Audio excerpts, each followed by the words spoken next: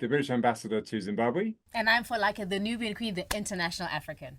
Now, Folake and I have the incredible opportunity of being meeting Zimbabweans working, living in Britain, making an incredible impact on the very fabric of our society and our economy in the United Kingdom. And in this podcast, we get the chance to meet some of those Zimbabweans. And that's why we're excited for you to meet Blessing, a 29-year-old dynamic innovator in everything that she does. Born in Mutare, at the age of 7, she moved to Ireland, then Guernsey, and now she has settled in Wales. She's passionate about Formula One, she loves cooking, and she's also quite a dedicated aunt, Pete, in everything that she does. Professionally, Blessing holds a master's degree in entrepreneurship, and at NatWest, she's breaking barriers in ethnic minority businesses because she is the business inclusion program manager. Her groundbreaking work, Pete, has seen her holding a cultural literacy workshop that was attended by almost 500 participants who are driving conversations as far as diversity, inclusion is concerned. She's also driving initiatives, Pete, that are supporting minority-owned businesses in real estate. And that's why we're quite excited to have Blessing on our podcast this morning. Blessing, thank you so much for being on our show. You've had quite an exciting journey, right? Having been born in Zimbabwe, then moving to Ireland, ending up in Guernsey, and now Wales. But before we talk about all that exciting stuff you're doing in the UK, talk to us about your childhood when you were growing up in Mutare. What was that like? How did that shape who you are today? Hey, thank you both so much for having me. Do you know, when someone reads my bio, I always forget that it's me because I'm like, wow, what is just in the day-to-day of doing things, it's so different. But no, my memories of my childhood in Zimbabwe, I'd say, are all happy memories. And I was so fortunate that after we moved to Ireland, my sister and I used to come back home to Mutare for our summer holidays. So in 3 months of the year, we'd still be back home, just really, connecting with our culture and our heritage. I'd say the thing that really stuck out for me was that when I was younger and living in Zimbabwe as a Zimbabwean-born native, it didn't really cross my mind that, there's people who are different, or there's people who are not from Zimbabwe, or, there's a possibility for, me to be in another country that I'm not from. So it was almost like going back home over the summer holidays was like a highlight, because it really just helped me to reconnect with, the sense of my identity, the sense of my being. But then I think that also gave me a really good advantage in terms of trying to communicate why it's important for people to have empathy when I was, back in the UK, or Ireland at the time, and then obviously the UK. But no, I feel like a lot of people who I come across are always talking about, how I seem like I'm still in touch with my culture. I like to think my Shona is good, but my mom always laughs at me when I'm like, what does that mean? And, just little things where I still keep in touch with some of my school friends as well. And I really think that's down to the benefits of being, of Zimbabwean heritage and our culture, and how it's all about family. It's all about, Ubuntu. It's all about, just that sense of like togetherness. So yeah, really good memories. But like I say, I think it definitely put a contrast on, being back home versus being in another country where you're kind of trying to assimilate with, things around you. And as a child, when you haven't really found your feet as well, that's even more difficult. So yeah, it was interesting, I would say. And how has that, Blessing, how has that then sort of shaped those sort of different cultural experiences from Mutare, I think is my favourite city in Zimbabwe, I have to say, from Mutare all the way to Cardiff. How's that shaped your worldview, and particularly as we come and talk about your work, but how's that shaped your worldview today?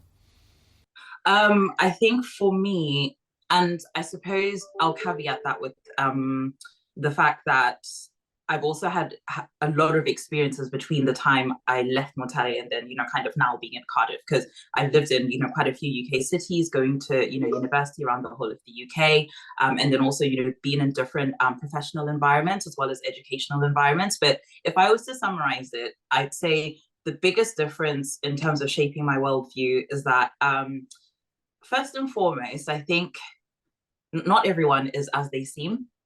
I think sometimes, like, I come across people and they might come off a bit Austandish or defensive at the start. And to be honest, I think I've probably come off like that as well sometimes. But it's because I think we as humans don't take a step back enough to think about, our lived experience that has shaped how we then respond to situations in the moment.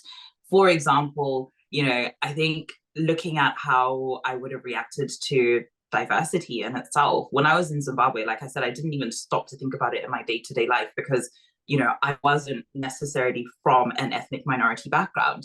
But now looking at it from being in the UK, I am an ethnic minority background. So I think it's definitely shaped my worldview in the sense that sometimes when you come across people and they react in a certain way, that's going to trigger me to maybe also, be on the defense or also, start being argumentative. I've really just taken a step back to think, actually, wait, let me just get to the bottom of why they're, acting like that towards me first before I'm quick to, judge or to take it personally. The other thing as well is I think the conversations that we have around what makes us different as humans are very valuable. But I feel like because of the world that we live in, they're almost now turned into, it's a taboo to talk about what makes us different, or it's a taboo to disagree with each other. If you look at, how a lot of, I suppose, diversity, equity, and inclusion, and I know we'll come to explain about what that is in a little more detail in a little bit, but if you look at where the breakdowns usually are, it's usually when people are scared of engaging in a certain topic, or it's usually because we just know that we have differences, but we don't know what makes us different.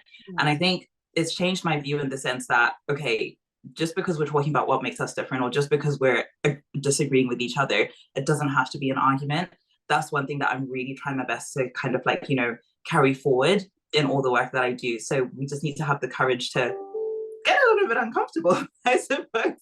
And last but not least, it's also, I found this a lot where people almost assume my potential. They almost assume what I'm capable of or what my experiences are because I'm from Zimbabwe. So I've had people being like, oh, you must feel really fortunate to be in the UK, or you must feel lucky to be in this position. And I'm like, it's different, but I can't say any one country is better than the other. I can't say any one experience is better than the other. It just so happened that my parents made the decision to move over here and I stayed here. But it's not like as a child, I consciously said, hey, mom and dad, can we move to Ireland?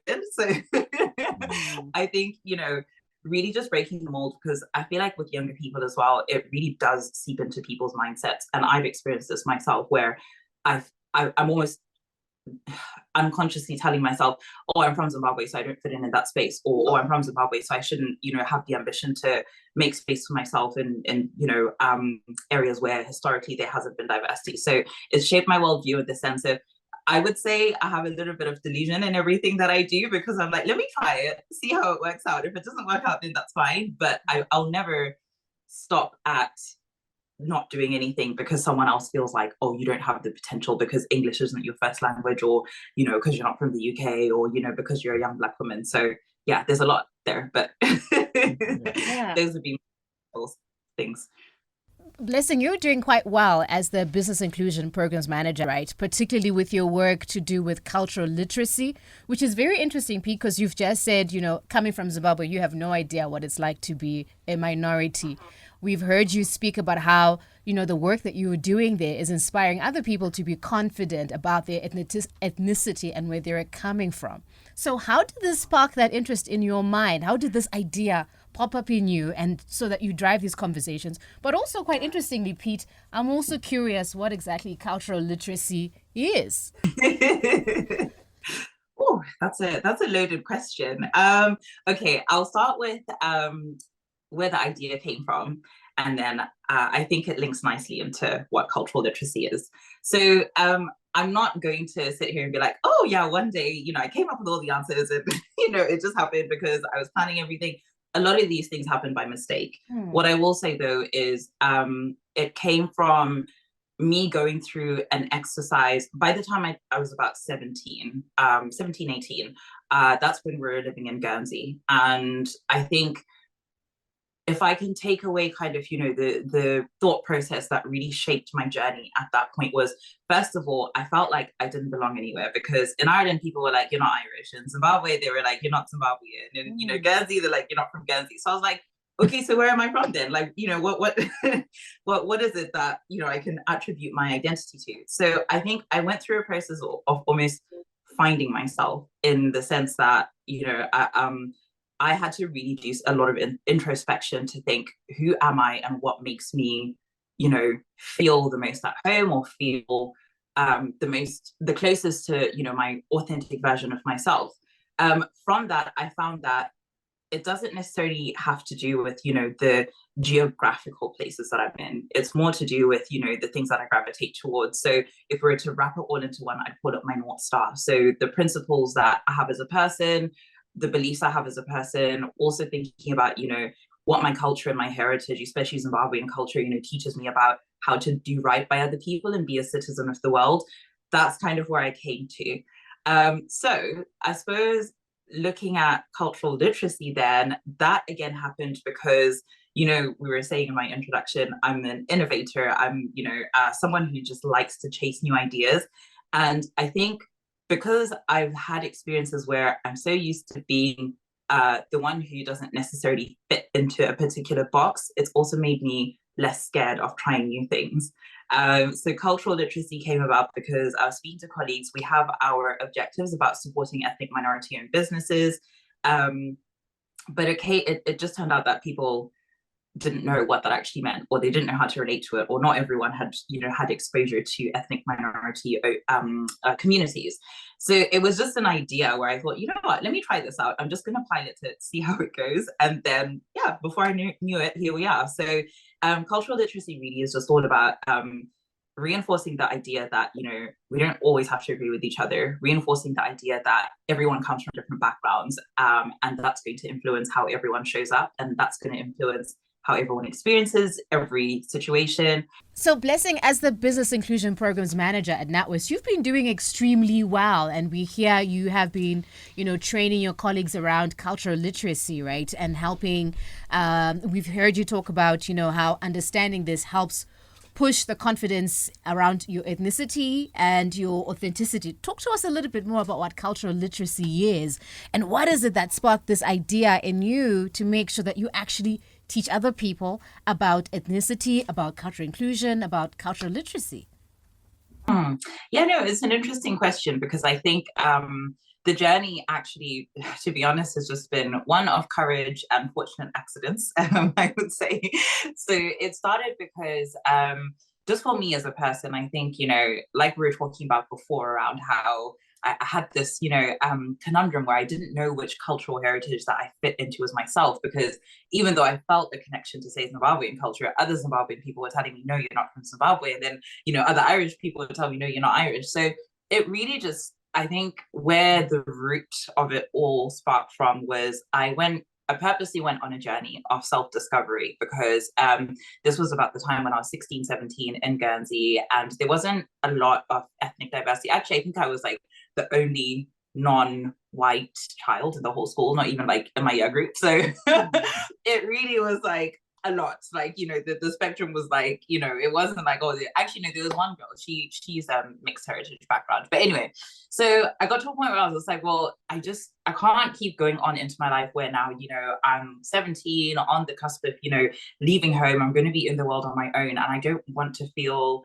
this constant confusion and this constant, kind of going between, okay, now I feel a little bit more, connected to this culture, but then now I don't, and then other people don't agree with me. So I think, my sense of self really, influenced the path that I was going to, go on after that. And I came to the conclusion that it doesn't necessarily have to be, it doesn't have to be obvious to other people about where you're from for you to be able to say, I'm from this place. So to someone else, it might not be obvious that I'm from Zimbabwe from a first impression, but very much so, I think it, makes up the fabric of who I am. So it came down to me thinking, okay, you know what, it comes from me within, and I need to make sure that I create this like mental resilience of not having all these, different influences, especially as a young person as well. I think it affects you a lot more, as opposed to, someone who's a bit more established in their life. So I thought it's not about what other people say, but it's also not about the physical space that I'm in at any given point in time. So, right now I'm in Cardiff, but I still will have, Sadza and Oxtail every now and again, because that's just, what makes me feel at home. And then same when I'm in Zim as well, I'm not 100% familiar with all the elements of my culture, but I do know that, I still feel that connection there. So having those principles that I developed for myself, I've just carried that through, in my life. Fast forward to the current job that I'm doing now. I've always put a very big, importance on being able to connect my own purpose with whatever I do, whether it's projects, with my work, even the people that, I surround myself with. So that's why my job really, I don't want to sound cliche, but I genuinely love my job because it means something to me and it means something to, the things that make me who I am as a person. So cultural literacy really came about because we have our organization-wide objectives in terms of, the businesses that we support. So NatWest is the biggest bank for business banking in the UK. We've got the largest market share. So basically most of the businesses in the UK bank with us. So it actually is quite important. It's not like, oh, we're just doing it because it's a nice to have. Like, when we think about the impact it has on the economy, the impact it has on people's livelihoods, that's a very big thing. So we have our, objectives in terms of, how many women in business we support, ethnic minority-owned businesses, young people in business, all the different cross sections of, the SME market. And one, I guess, okay, maybe not one day, but over a period of time, it dawned on me that there's a disconnect between the objectives that we have and the people on the ground who are actually tasked with, achieving those objectives. It was things like, well, I'm not from a diverse, ethnically diverse background, so I don't know how to have authentic conversations with people who are. Or it would be things like people saying, well, I haven't really had much exposure. The place that I come from is not very ethnically diverse, so I wouldn't even know where to start in terms of, achieving these objectives. Other people had the fear of getting it wrong. Some other people just didn't really understand what impact it has on someone being from an ethnic minority background, and how they then interact with financial services providers and organizational representatives. So all that put together, I was like, you know what? Let me just try and see if I can put a little toolkit together. So it started out as a toolkit, and it just talks about things like, what do we mean when we say ethnic minority, audiences? What's the bank's language? What's the bank's stance? What are our, motivations behind wanting to support diverse businesses? Just really deconstructing all the things that we assume, people are familiar with. And then it got more and more interest. And then my colleague was like, oh, would you mind coming to do a learning session on the toolkit for us, for me and my team? Because it would be really interesting to see, how these topics come to life.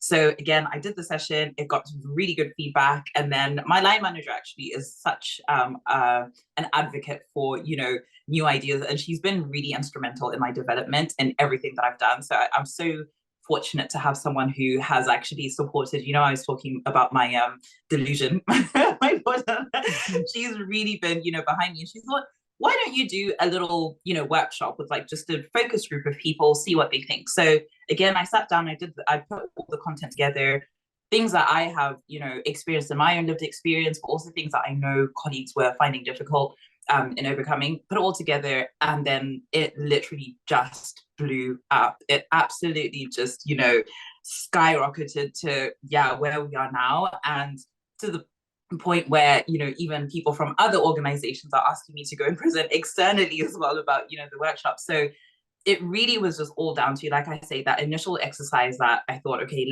what is it that is going to make me feel a bit less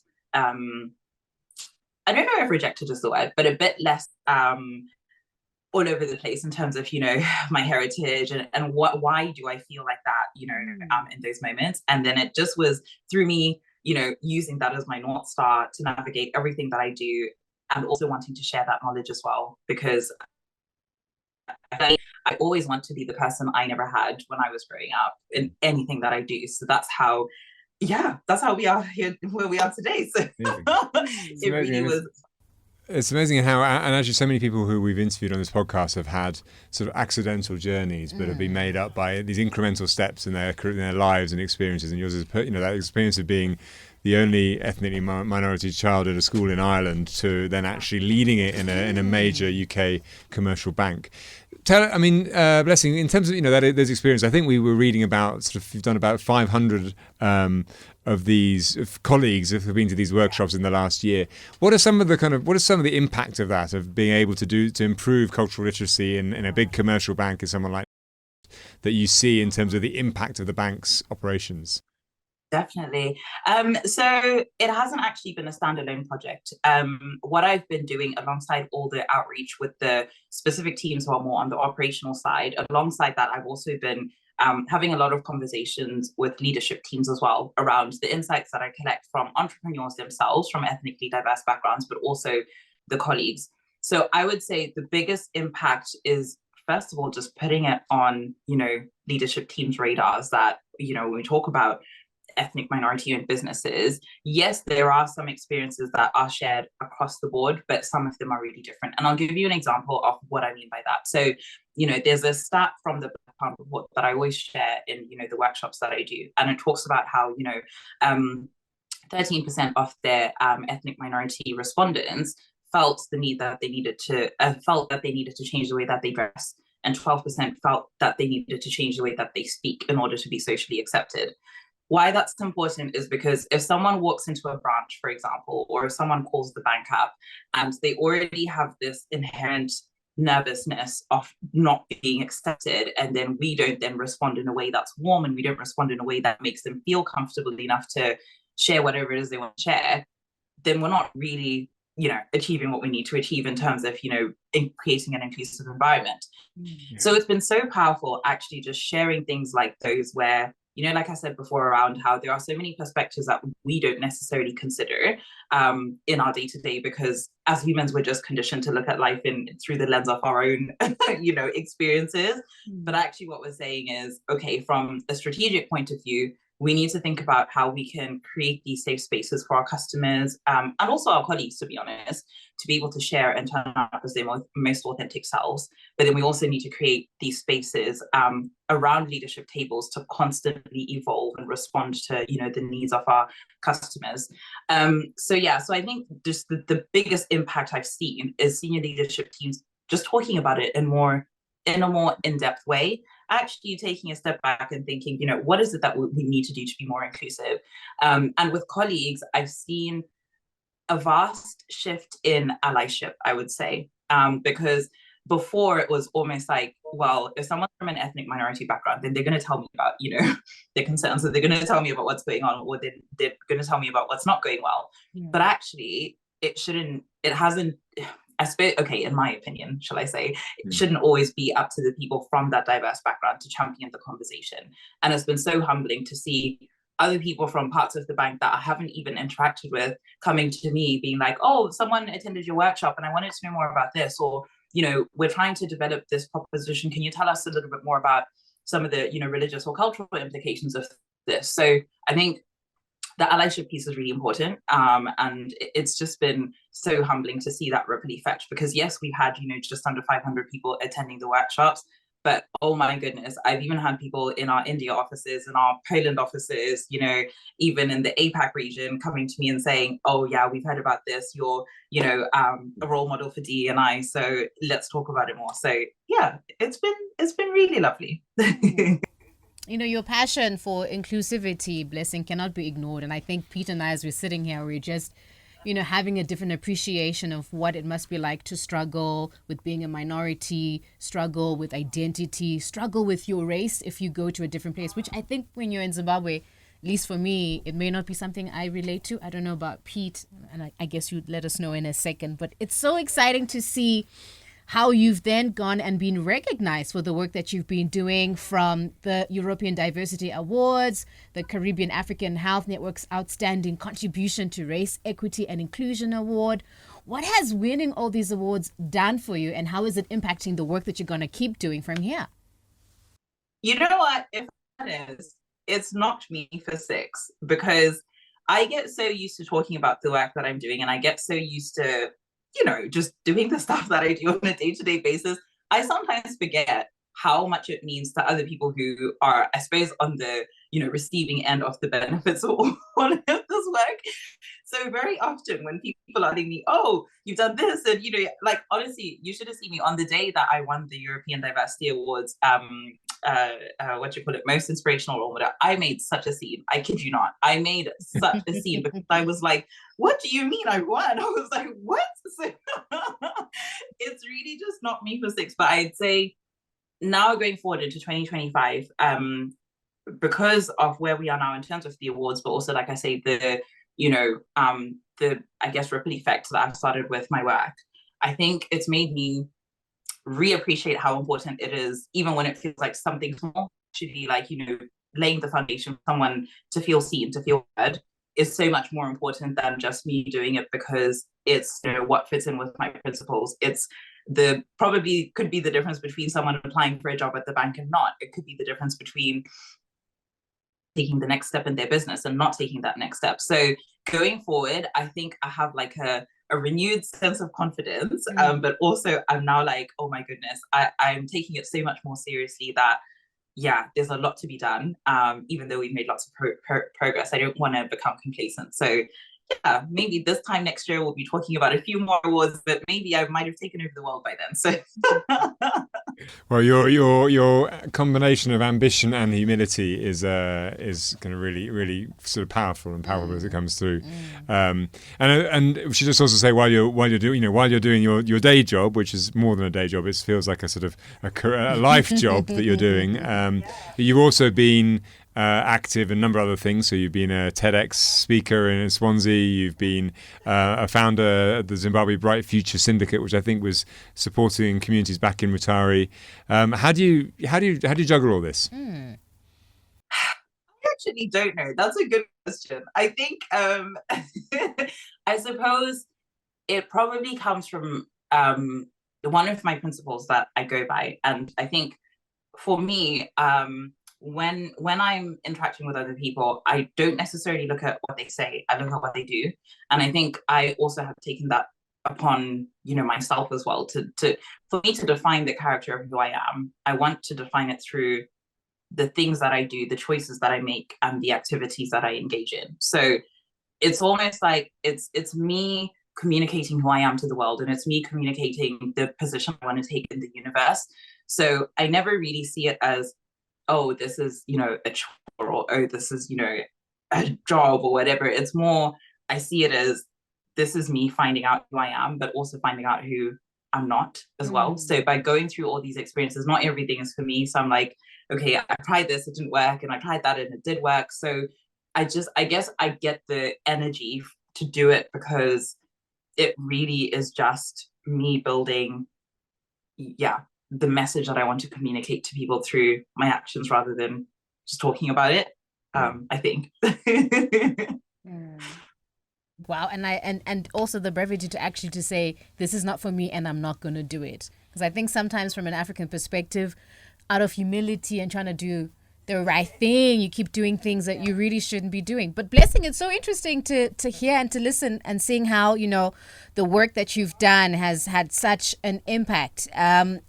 Sheesh, I'm almost speechless and out of words at just how, your work is so outstanding. We know that you're also doing some community work as well, and you've gone and set up a business, a gift concierge business. What is that about? Talk to us a little bit more about that, and how is that also speaking to your broader mission of promoting inclusion?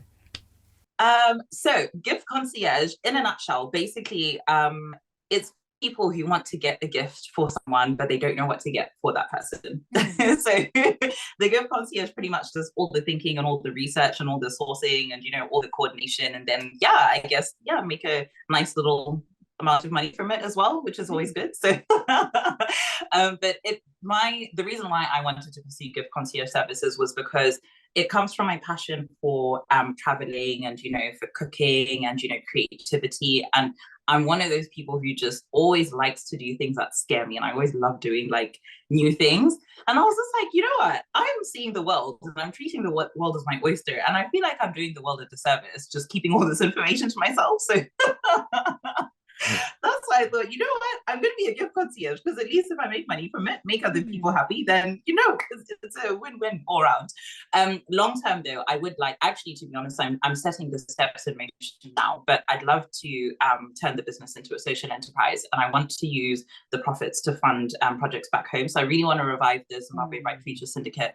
And I also just want to, because I think skill sharing is really important, but I also think things like, confidence coaching and I suppose, knowledge sharing around, different life experiences, even things like, choosing what career to go for, choosing what university degree to go for. It's actually quite underrated in terms of, when we talk about young people and, them building for their future. So that's kind of what I want to use the profits for. So like I said, I'm setting the steps in motion, and I'm actually coming to Zimbabwe in August this year. Oh. So that's going to be like my focal point, to be like, right, when I'm, at home, people are going to know about it, but we're going to launch this amazing initiative that's hopefully going to benefit others, as well as obviously allowing me to do what I do, what I love, sorry.